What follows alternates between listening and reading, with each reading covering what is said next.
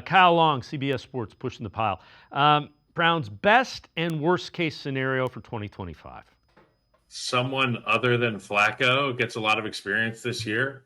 That's the best case scenario for this team. I mean, they invested draft capital into a couple young men. They acquired Kenny Pickett, Super Bowl champion Kenny Pickett. Look, you got Joe Flacco. Obviously, he's the guy that's most ready. But for the long term and the future of this football team, you're going to want a young quarterback to get some time. And you would ideally like him to beat Joe Flacco in a competition, but seemingly that's not going to happen.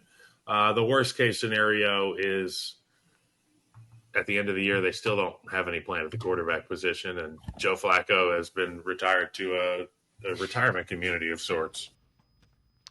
Well, unless they're winning football games with Joe Flacco, then it's not a bad thing. The other thing is, look, they invested a third-round pick and a fifth-round pick. And a third-round pick and fifth-round pick aren't usually starting quarterbacks in the NFL. You can argue, and there are outliers.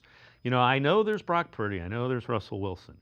For every one of those guys, there's 30 guys that are not starting quarterbacks that were drafted in the third and fifth round. So, again, they're trying to develop a quarterback. There wasn't a universal answer out there that they could get relative to a guy to draft with the number 2 overall pick or a free agent with their limited resources because of the Deshaun Watson trade that they could bring in. So they got 4 of them, hoping they can get decent quarterback play out of one of them. They have 2 first-round picks next year.